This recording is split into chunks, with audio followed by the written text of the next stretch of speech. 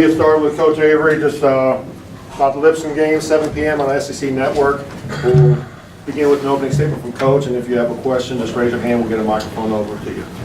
Coach. Good afternoon, everybody. First thing, we want to wish Coach Christie and our girls team, women's basketball team, luck tonight. We'll be here to support them. You know, she's been a great partner in terms of both programs working together for a common goal, on and off the court and in the community, with the type of programming culture we're trying to build. So we really wish them well tonight. My wife and I, we're going to be here to support them, and we'll be here all year long whenever our schedule permits, to hopefully root them on to victory. So we're proud of the progress she's made with our program, and she's really a good coach, and she's an unbelievable person. As far as our team, we have a lot of work to do. Okay, we're very fortunate to have won the game against Memphis. All right, we are obviously always trying to finish with one more point than our teammate, than our opponents. But in reviewing the video, okay, we're a long ways away from being a finished product. But the guys, they embraced the video, they embraced practice. On yesterday, we had a pretty hard practice, and hopefully we'll get some better carryover into today's practice. But we have a lot of work to do. But I'm happy that we were able to survive, especially after a lackluster first half. And we were able to make a little bit of a run in the second half. The entire team contributed to that win, but we still have some areas that we have to clean up, and that's my job to help them get there. Thank you, Coach. We'll go ahead and start on the left side with Charlie. Do you have an update on Riley and Armand and your injured guys and their status for this game? Yeah, so Riley's making some progress. He's going to start practicing hopefully later on this week, and we'll see what his availability is, either in Brooklyn or the game prior to Brooklyn. But he's making some progress. He's moving around. He's involved in a small portion of, or will be involved in a small portion of the non-contact part of our practice today. And then we'll see how he progresses and recovers for Wednesday and Thursday's practices. But he's ahead of schedule. We like where he is. Armand is not healing at the same rate. So, you know, he'll continue to be out, and we'll have another update on him next week. Stay on the left side, we'll go to Caleb. Coach, Dante had the big game on Friday, and it was Daniel last Monday who had the big game. What's it like having those two compete against each other, and how important is the post-play for this team this year? Well, the first thing is we need them to compete together on the court without, you know, one of them getting in serious foul trouble. But yeah, they push each other in practice, along with Galen and Alex Reese. You know, that's four big guys that we think we can count on. But Dante looked a little bit more like a mature player, because, you know, the rest of the guys that we played were either four freshmen. I still consider AJ Jr. a sophomore, whatever his mom or the media says. He's a sophomore, even though he's going to graduate next year, because he didn't play that much in his first year. And you know, at another SEC school, Dejon Ingram is a sophomore. So, you know, Dante was like our most experienced guy out there on the floor. And, you know, he had a big game for us. Those 6 blocks were huge. We needed every one of them. All right, way back there, Scott. Avery, on the same thinking, Alex Reese, we haven't talked about a lot, but he's got great skill level. I thought he played quality minutes. Was that the design, or was that because of Daniel's foul trouble? He played probably more than you expected. Yeah, a little bit more, but you're right, Scott. He's very skilled. You're talking about a kid that's 6'9".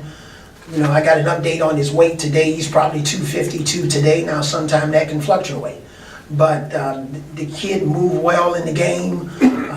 You know, he's a threat obviously from behind the three-point line. I like to see him post up a little bit more because he has a really nice post-up game, but, he's got great hands.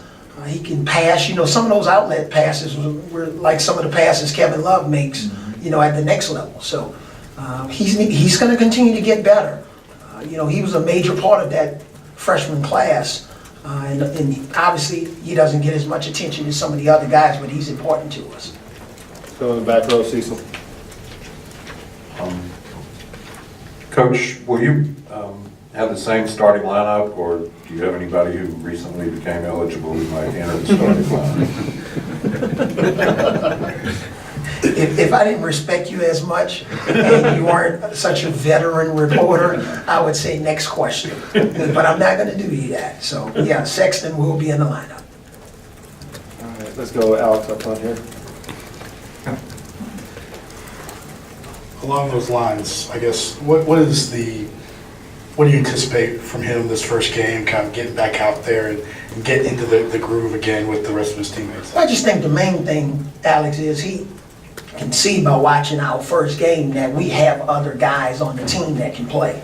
And we don't want anybody to feel like there's an enormous amount of pressure to be a one-man band and quote-unquote lead us to victory.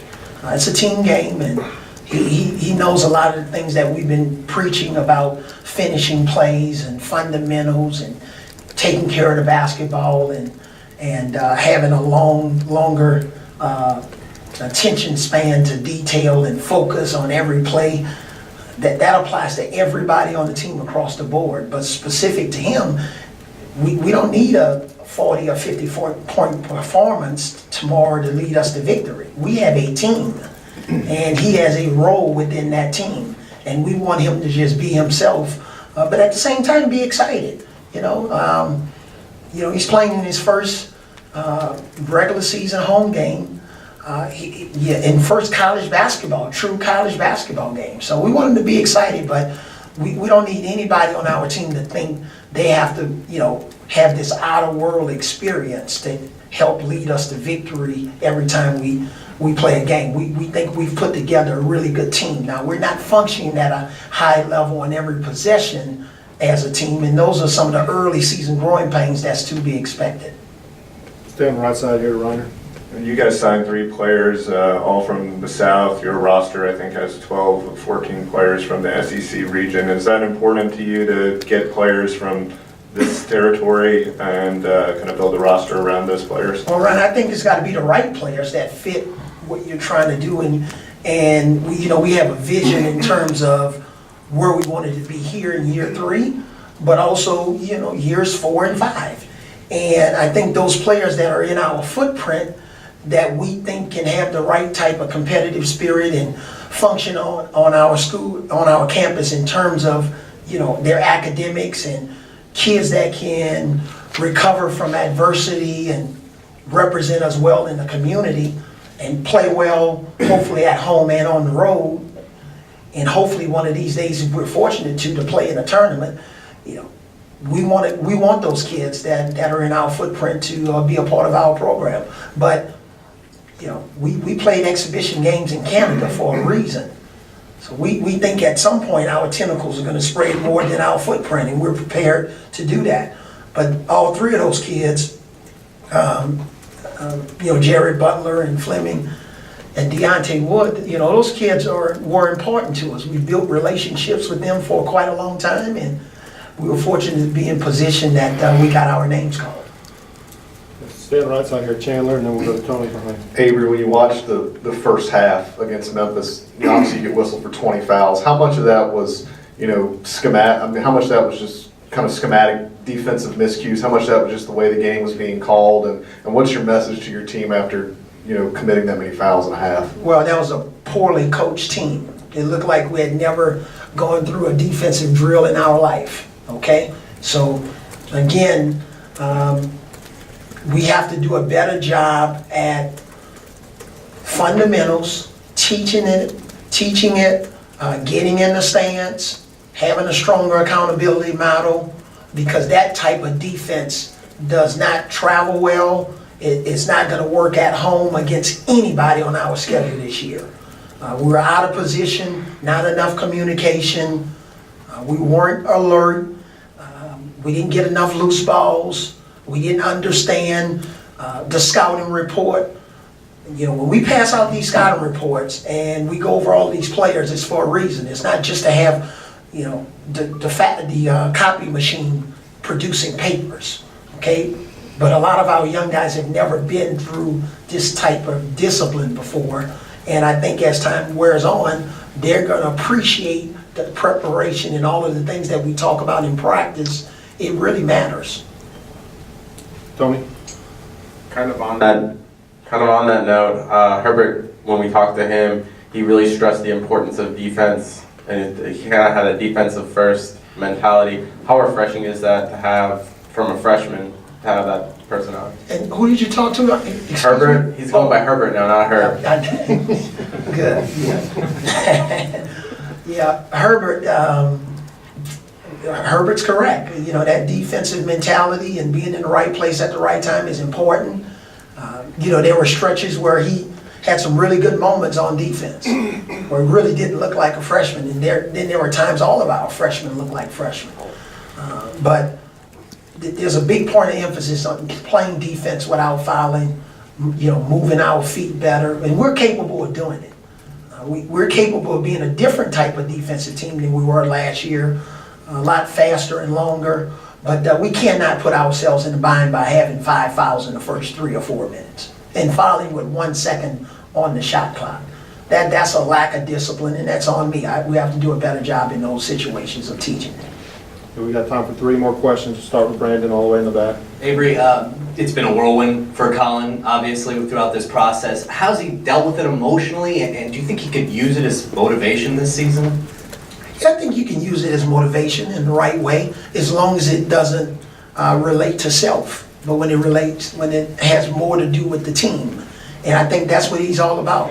Not many student athletes can go through all that he's going through, because I know everything he's been through behind the scenes, and still have that type of attitude where it's all about the team. Look at him during our games, whether it's the exhibition game or the game against Memphis at the Naval Academy. He's alert, he's in the huddles, he's encouraging his teammates. That's not just putting on the show because somebody may see it on social media. He'll never see it on social media because he has yet to have a Twitter handle. But I'm really proud of him, how he's matured in the sense of appreciation of having an opportunity to put on that Alabama uniform on tomorrow night. Okay, Matt on the left, and we'll finish up with Mark. Even though you said you guys have some growing pains against Memphis, how much confidence did it give you in y'all's depth that you were able to beat a program like the Tigers with 4 players missing? Yeah, again, that's one of the things we talked about. We think we have quality depth, but we have to be better in terms of not having as many wasted possessions on offense. At the end of the game, we look like, we look like the Bad News Bears, throwing the ball all around the floor, right? We didn't look good at all, and we didn't finish the game well with some of our turnovers and lack of transition defense. But all of those moments are great teachable moments. Our guys are coachable. And, there are different voices, okay, that I have in practice. Sometimes I have my teaching voice, my loving voice, my disappointing voice, my intense voice, my mentoring voice, coaching voice. There's a lot of different voices. And they accept me, and they accept our staff when we're a little animated or when we calm. Doesn't matter, because these kids are made of the right stuff. They just need more experience and more time. And so we can look like a real, one-day elite college basketball team. And there were a lot of minutes in this first game where we didn't look like that. And but they'll embrace it, and we'll get better from it and learn from it. Last question right here, Mark. So in that first game, Dazon carried you guys offensively in that first half and was aggressive throughout. You talk to him about being more aggressive, or you just kind of let him do his own thing? We talk about it because there are times, especially in his pre-sophomore year, where he wasn't aggressive. He needs to be more aggressive, but also willing to change speeds. We talk to Dejon a lot about changing speeds and changing gears. Such a big, strong, powerful guy. When he gets downhill, going to the basket. But the great thing I like about him is he's willing to take open three-point shots now. And he takes them with confidence. I was proud of him, getting to the free throw line as much as he got to the free throw line. And sure, all of them didn't go in, but he didn't get discouraged about a miss, maybe like he did in his freshman year. I think that's a sign of maturity. So he was 11 for 15 from the line, and we needed all 11 of those free throws. And I think we can constantly talk to him about stay aggressive. We like when you're aggressive. We don't want you to be passive, and he's embraced that role. All right, thank you, Coach.